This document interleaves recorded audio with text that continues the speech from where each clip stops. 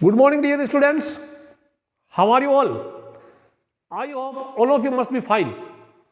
चलिए अब हम शुरू करते हैं रिलेटिव प्रोनाउंस। ये रिलेटिव प्रोनाउंस बच्चों आपके बोर्ड के एग्जामिनेशंस में आते हैं, आपके स्कूल के एग्जामिनेशंस में भी आते हैं और बहुत सारी प्रतियोगी परीक्षाओं में भी इनमें से एक या दो सवाल अवश्य आता है। अब रिलेटिव प्रोनाउंस ये 8 प्रकार के हैं। Who, whom, which, whose, what, that, where, when। अब ये क्या है? ये एक्चुअली WH वर्ड्स ही है और ये सेंटेंस के शुरू में जब आते हैं तो वो प्रश्नवाचक वाक्य बन जाता है और सेंटेंस के बीच में कहीं आता है या किसी क्लोज को रिलेट करते हैं तब ये रिलेटिव प्रोनाउंस कहलाते हैं। ये टोटल 8 रिलेटिव प्रोनाउंस हैं। इनका पहले आप ऐसी सारणी बना लीजिए, मैं एक एक करके समझा देता हूं। हु का मतलब जब ये बीच में कहीं आते हैं तो उसका अर्थ हो जाता है जो या जिसने, और ये आता व्यक्तियों के लिए है और ये सब्जेक्ट का काम करता है, सब्जेक्ट की जगह आता है। हुम का अर्थ होता है जिससे, जिसको, जिससे, और ये भी व्यक्तियों के लिए आता है, ये ऑब्जेक्ट की जगह आता है, ऑब्जेक्ट की जगह। मैं एक एक या इनके दो तीन उदाहरण लेके आपको समझाऊंगा। पहले ये सारणी आप अपनी नोटबुक में बना लो। विच का जब सेंटेंस के शुरू में आता है तो कौन सा, और जब ये रिलेटिव प्रोनाउन बनता है यानी सेंटेंस के बीच में कहीं आ जाता है तब इसका अर्थ होता है जो, जिसे, जिसने। जानवरों के लिए आता है, वस्तुओं के लिए आता है, ये इंसानों के लिए नहीं आता। क्लियर बात है, इंसानों के लिए नहीं आता। ये हु एंड वूम ये इंसानों के लिए आता है, ये ध्यान रखना। विच जानवर या वस्तु के लिए आता है और ये सब्जेक्ट और ऑब्जेक्ट दोनों का काम करेगा या दोनों की जगह आएगा। हुज का अर्थ होता है जिसका, जिसकी। ये व्यक्ति, वस्तु, जानवर सबके लिए आ सकता है, किसी के लिए। हुज किसी के लिए आ सकता है। और ये पजेसिव केस, क्योंकि हुज का मतलब है जिसका, जिसका, ठीक है। तो पजेसिव का मतलब होता है उसके ऊपर उसका हक है या उसका, मेरा, तुम्हारा, ये पजेसिव होता है, उसके ऊपर मालिकाना हक होता है, ठीक है ना। ओके, देन आ गया वाट। शुरू में जब होता है वाट का मतलब WH वर्ड होता है जिसका अर्थ होता है क्या, और बीच में जब आता है अगर रिलेटिव प्रोनाउन का काम करता है जिसका अर्थ हो जाता है जो, जो कुछ, जो कि, जितना।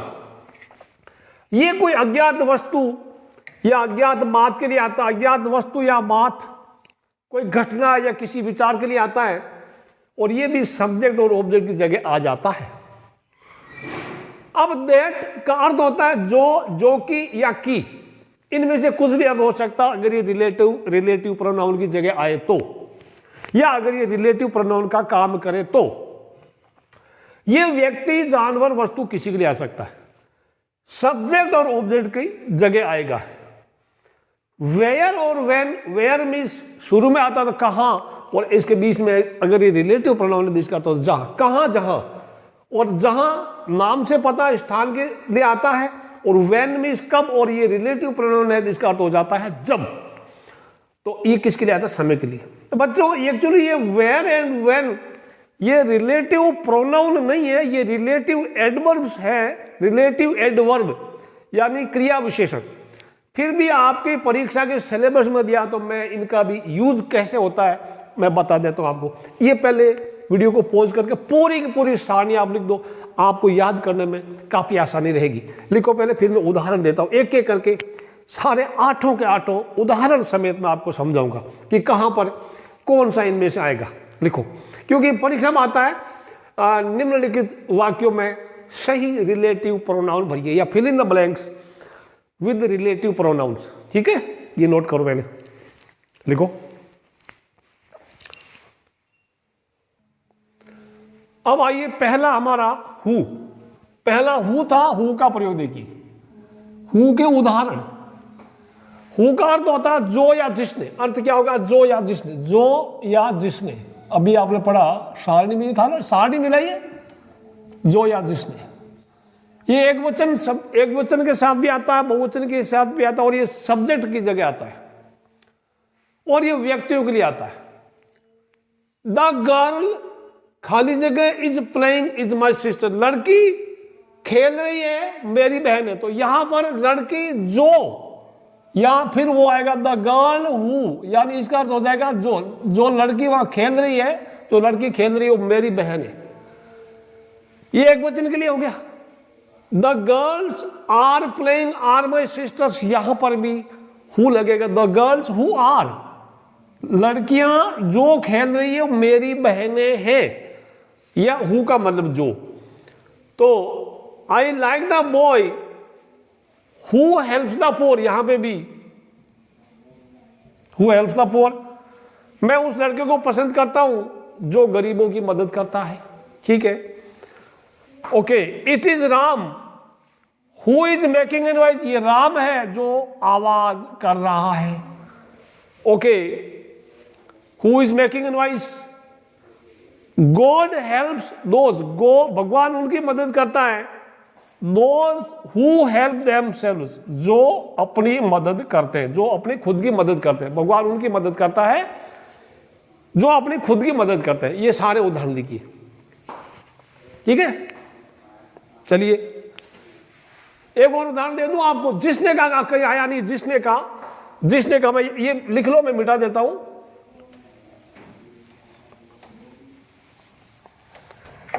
This is the boy stolen my pen. चलिए, ये वो लड़का है जिसने मेरा पेन चुराया, यहां पे भी हु हो जाएगा हु, तो या इसका अर्थ हो जाएगा जिसने। बाकी जितने भी जो आया, ये वो लड़का है, ये वही लड़का जिसने मेरा पेन चुराया, तो जो इसका अर्थ जो होगा जिसने होगा, और ये व्यक्तियों के लिए आता और ये सब्जेक्ट की जगह काम आता है। ये सारे उदाहरण आप लिख लो बच्चों, नोट करो। अब आ गया नंबर 2, whom is जिसे, जिसको या जिससे, जिसे, जिसको या जिससे, ये भी व्यक्तियों के लिए आता है और ये ऑब्जेक्ट का काम करता है। ये ऑब्जेक्ट की जगह आता ओबीजे, सारिन पढ़े आप। इसलिए ऑब्जेक्ट का होता कर्ता ने कर्म को लगता को।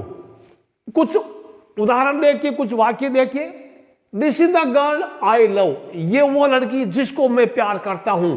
तो क्या होगा, जिसको मतलब whom, या whom वरना आपको। Okay, the boy I met yesterday has come today, लड़का जिसको मैं कल मिला आज आया है। तो यहां पर भी जिसको, तो द बॉय whom, यहां पर भी whom आएगा whom। Okay, the boy I taught got first division, लड़का जिसको मैंने पढ़ाया फर्स्ट डिवीजन मिला है उसको, या उसने फर्स्ट डिवीजन प्राप्त किया। तो जिसको, लड़का जिसको मैंने पढ़ाया, जिसको कर होता whom, ये हो गया whom। बढ़िया। अब this is the boy I defeated in wrestling, defeat means Hariana, defeated means हराया, रेसलिंग मीन्स कुश्ती। बताओ क्या होगा यहां पर। ये तो पता ही है कि मैं यहां whom पढ़ा रहा हूं, तो सबको पता ही whom ही भरा जाएगा। फिर भी ये वही लड़का जिसको मैंने कुश्ती में हराया, जिसको, तो whom।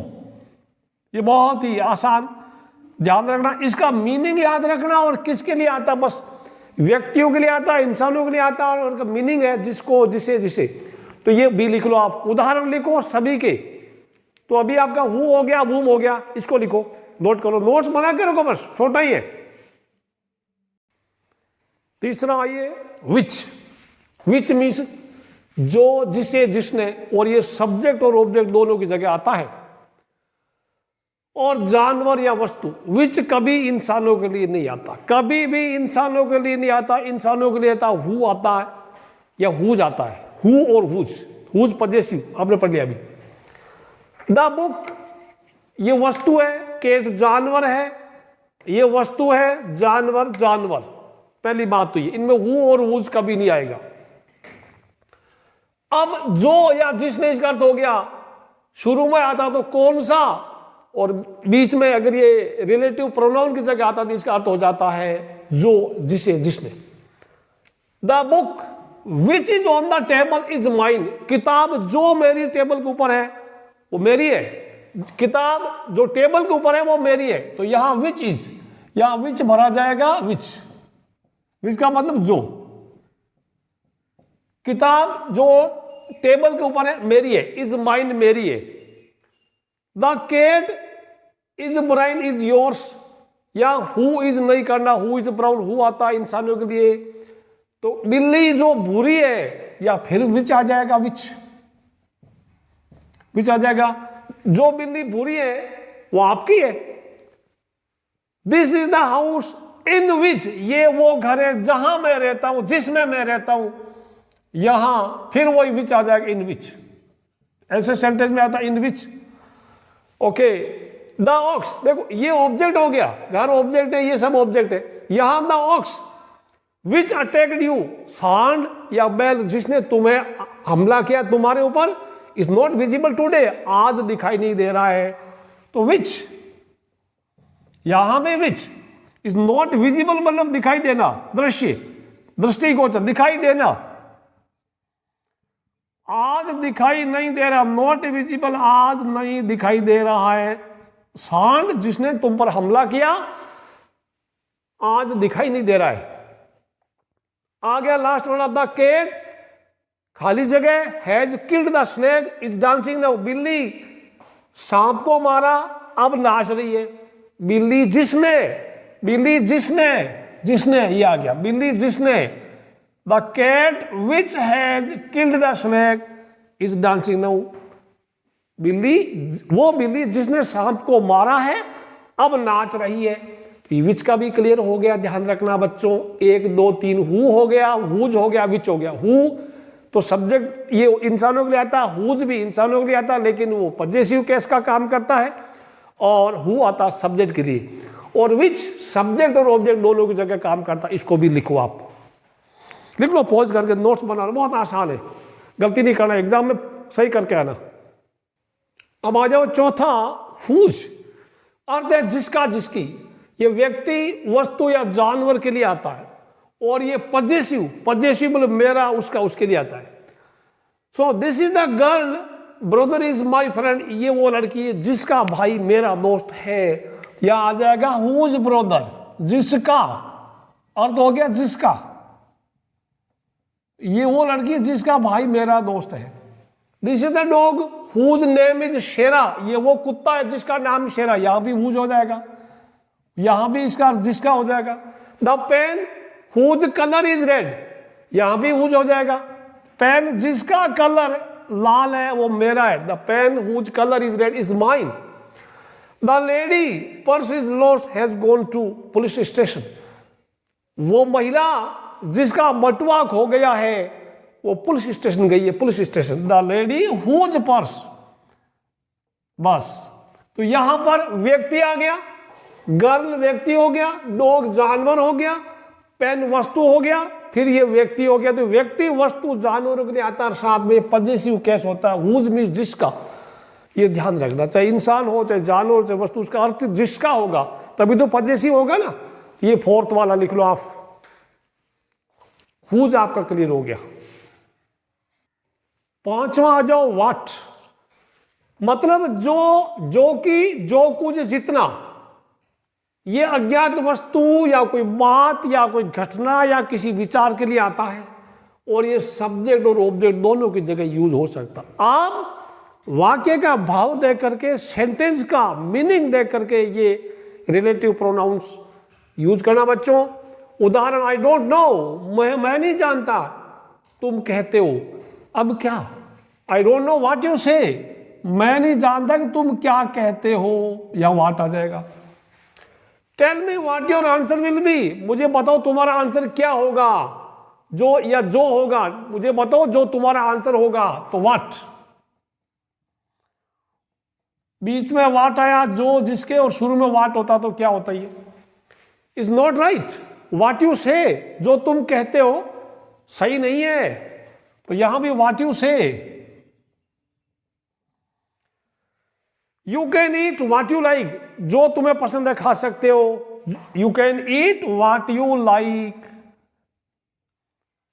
अब डू यू अंडरस्टैंड? क्या तुम्हें समझ में आता है मैं क्या कहना चाहता हूं? या तुम्हें समझ में,